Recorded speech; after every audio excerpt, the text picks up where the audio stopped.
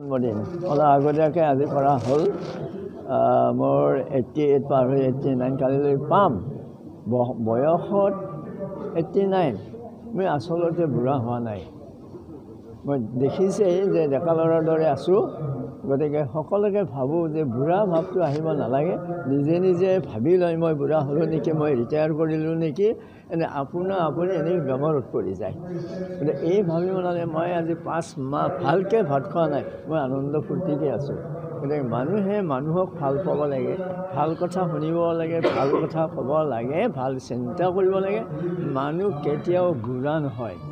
মই তাকেই ভাবোঁ আপোনালোকৰো বয়স হ'ব মোৰ দৰে। বয়সক ভাবিব নালাগে আৰু আনন্দ মনে সৎ পথেৰে যাব লাগে। মানুহ ভাল চিন্তা কৰিব লাগে। তেতিয়া মানুহৰ কোনো বেমাৰ আজাৰো নহয়, ফূৰ্তিৰে থাকিব। আৰু আপোনালোকক মই আহ্বান জনাইছোঁ, কোনো দিনেই বয়সৰ কথা নাভাবিব, বৃদ্ধ বুলি নাভাব। আনন্দ মনে থাকক। মই আটাইকে শুভকামনা কৰিছোঁ। ধন্যবাদ। অসমীয়া ভাষা আজি ধ্ৰুপদী ভাষাৰ এটা স্বীকৃতি পাইছে, ভাল কথা। আৰু এইটো হয়ও, কাৰণ আমাৰ এক বহুত অতীতৰ এটা ইতিহাস আছে। গতিকে অসমীয়া ভাষা কথা কোৱা মানুহ কিমান হ'ব? ভৱিষ্যত এই ভাষাৰ সুৰক্ষিত ভৱিষ্যত আছেনে, এইটোৱেই প্ৰশ্ন আজি যিদৰে অবাধ প্ৰব্ৰজনেৰে আমাৰ জাতীয় সত্তাটোক চাৰিওফালৰ পৰা সৰু সৰু জাতিসত্তা, ক্ষুদ্ৰ জাতিসত্তা হিচাপে আজি যিটো আমাৰ ভয়ৰ কাৰণ হৈছে, সেইবিলাকৰ ক্ষেত্ৰত মোৰ সংশয় হয় যে আমাৰ এই ভাষা, আমাৰ এই জাতি সুৰক্ষিত হ'ব নেকি। গতিকে আজি ৰাইজে বিচাৰ কৰক, বিশেষকৈ অসমৰ এই জাতীয় সমস্যাবিলাকৰ যদি সমাধান নহয়, আমাৰ নৱপ্ৰজন্মৰ কাৰণে এটা সুৰক্ষিত ভৱিষ্যত দিব পাৰিম। আজি অসমৰ মানুহে, ৰাইজে এই কথাটোৱেই বিচাৰ কৰা নাই। ভাষাৰ বিকাশ অসম্ভৱ হৈছে। আজি অসমীয়া ভাষাই এটা উচ্চ স্তৰলৈ গৈছে। আমাৰ এটা গৌৰৱময় গৰিমাময় অতীত আছে। সেই অতীতৰ ভেটিত নৱপ্ৰজন্মৰ অজস্ৰ চিন্তাশীল লোকে আমাৰ ভাষাক সমৃদ্ধ কৰি তুলিছে। আৰু অহা দিনবিলাকলৈও আমি চিন্তিত কথা নাই।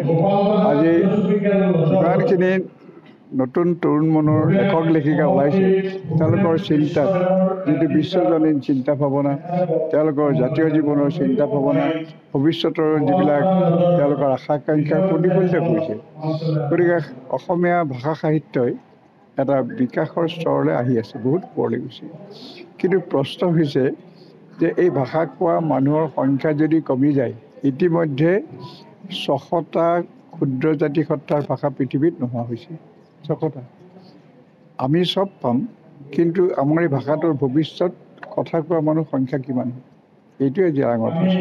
এই প্ৰশ্নটোৱেই আমি সকলোৱে কৰা উচিত যে এনে এটা অৱস্থাত যিদৰে মই ৰাষ্ট্ৰসংঘৰ খিলঞ্জীয়া জাতি জনগোষ্ঠীৰ অধিৱেশনলৈ গৈছিলোঁ, তাতো মই অজস্ৰ তেনেকুৱা ক্ষুদ্ৰ জাতিসত্তাৰ মানুহ লগ পাইছিলোঁ।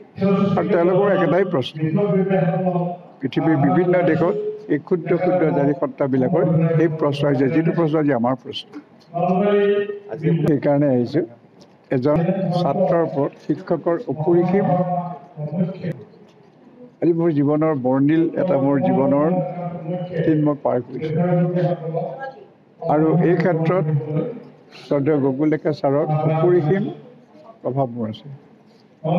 মই হয়তো সাধাৰণভাৱে এটা জীৱন নিৰ্বাহ কৰা মানুহ হৈ থাকিলেহেঁতেন, কিন্তু ছাৰৰ যি প্ৰভাৱ মোৰ জীৱনৰ ওপৰত, সেইটো আপোনালোকৰ ওপৰত আছে। প্ৰত্যেকজন ব্যক্তিৰ ওপৰত শিক্ষকৰ অপৰিসীম ভূমিকা থাকে। আৰু ছাৰৰ লগত মই যিখিনি সময় আছিলোঁ, ছাৰে যিদৰে আমাক আগবঢ়াই নিছিল, আৰু তাৰ কাৰণেই এৰি থৈ অহা দিনবিলাক, ভৱিষ্যতৰ দিনবিলাকত তেখেত মোৰ সদায় প্ৰেৰণা উৎস।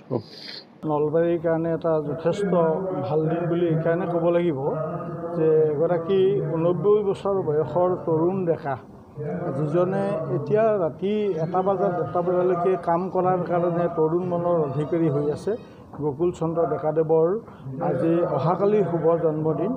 আৰু সেই জন্মদিনৰ লগত সংগতি ৰাখি আমি 3টা অনুষ্ঠানে ব্ৰহ্মবিদ্যা পৰিষদ নলবাৰী জিলা আৰু কৰ্মচাৰী পৰিষদ চৰকাৰী পেঞ্চনাৰ সন্থা আৰু আৰ্য সাহিত্য সভাই আজিৰ এই অনুষ্ঠানটো আয়োজন কৰিছে আৰু পৰিয়ালবৰ্গই সম্পূৰ্ণৰূপে ইয়াত সহযোগিতা কৰিছে।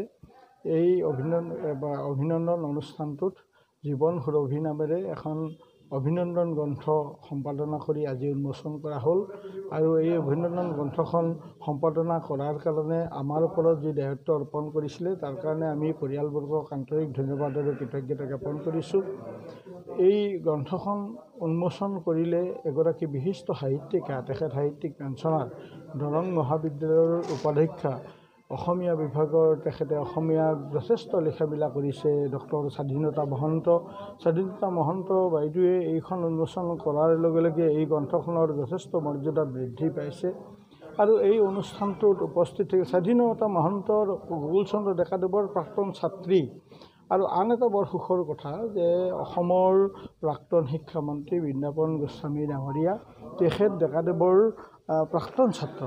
তেজপুৰৰ পৰা তেখেতে নৰিয়া গাড়ী অলপ কেইদিনমান আগতে অপাৰেশ্যন কৰিছে, তথাপিতো ডেকাদেৱৰ শিক্ষাগুৰু হিচাপত দায়িত্ব পালন কৰি বৃন্দাবন গোস্বামীদেৱ আমাৰ মাজত উপস্থিত হৈছে।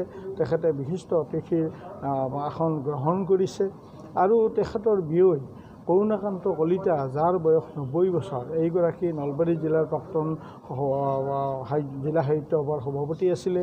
তেখেত টিহু মহাবিদ্যালয়ৰ অসমীয়া বিভাগৰ প্ৰাক্তন মুৰব্বী অধ্যাপক আছিলে আৰু এইগৰাকী ব্যক্তিয়ে বন্তি প্ৰজ্বলন কাৰ্যসূচীৰে আজিৰ এই সভাখনক অতি সুন্দৰ কৰি তুলিছে। লগতে আচাৰ্য ডক্টৰ জয়ন্ত শৰ্মা শাস্ত্ৰীয়ে মংগলাচৰণ পাঠ কৰিছে। তেখেত নলবাৰী সংস্কৃত মহাবিদ্যালয়ৰ অধ্যাপক। গতিকে আমাৰ মাজত বিপুল শৰ্মা ডাঙৰীয়া অসম ব্ৰহ্মবিদ্যা পৰিষদ, যাৰ লগত অৰেতো জীৱন ডেকাদেৱ সম্পৃক্ত হৈ আছে, তাৰ সভাপতি ডক্টৰ বিপুল শৰ্মা ডাঙৰীয়া আমাৰ ইয়াত উপস্থিত আছে। আমাৰ ইয়াত উপস্থিত আছে দত্ত ডাঙৰীয়া, বিকে দত্ত ডাঙৰীয়া, তেখেত অসম চৰকাৰী পেঞ্চনাৰ সন্থাৰ সন্মানীয় সভাপতি। গতিকে এই গোটেই আজি দেখিছোঁ যে প্ৰায় 7খন জিলাৰ পৰা, ধুবুৰীৰ পৰা একেবাৰে লখিমপুৰলৈকে বিভিন্ন জিলাৰ পৰা ডেকাদেৱৰ যিসকল অনুগামী আছে এই অনুগামীসকল ইয়াত উপস্থিত হৈছে। উপস্থিত হৈ প্ৰায় অৰ্ধশতেক অনুষ্ঠান প্ৰতিষ্ঠানে ডেকাদেৱক অলগতে সম্বৰ্ধনা জ্ঞাপন কৰিছে। ডেকাদেৱৰ যিটো জনপ্ৰিয়তা, ডেকাদেৱৰ যিটো ব্যক্তিত্বৰ প্ৰতি সাধাৰণ মানুহৰ যিটো আকৰ্ষণ, এই আকৰ্ষণৰ প্ৰতিফলন ঘটিছে এই ধৰণৰ অনুষ্ঠান প্ৰতিষ্ঠান আৰু ব্যক্তি বিশেষে তেখেতসকলক যি সম্বৰ্ধনা জ্ঞাপন কৰিছে। এই সম্বৰ্ধনাৰ জৰিয়তে মই নিজেও অনুভৱ কৰিছোঁ যে এনেকুৱা ধৰণৰ ভালেমান অনুষ্ঠানৰ লগত আমি জড়িত হোৱাৰ সুযোগ পাইছোঁ। কিন্তু আজিৰ যিখন সভা, এই সভাখন ব্যতিৰেক এটা কাৰণতে যে ইয়াত আচলতে ইমান অনুষ্ঠান প্ৰতিষ্ঠানে অংশগ্ৰহণ কৰিছে। অসমৰ গণ্যমান্য ব্যক্তিসকল এই প্ৰেক্ষাগৃহত, জিলা পুথিভঁৰাল প্ৰেক্ষাগৃহত আজি 8 ডিচেম্বৰ তাৰিখত সমবেত হৈছে। যে ইয়াত নলবাৰীক এটা নতুন মাত্ৰা প্ৰদান কৰিছে। মই ভাবোঁ যে গোকুল চন্দ্ৰ ডেকাদেৱৰ যিটো তৰুণ মনৰ উদ্যমী যিজন পুৰুষ, সেই পুৰুষজন আমাৰ মাজত আৰু শতবৰ্ষ ধৰি জীয়াই থাকিব। আৰু আজি এই অভিনন্দন গ্ৰন্থৰ জৰিয়তে আমি ভাবোঁ যে তেখেতে জীৱনকালত যিখিনি কাম কৰি গ'ল, সেই কামখিনিৰ অলপ সময় আমি সামাজিক দায়িত্ববোধ হিচাপে আমি যিখিনি সমাজে তেখেতৰ প্ৰতি যি অভিনন্দন জ্ঞাপন কৰিলোঁ।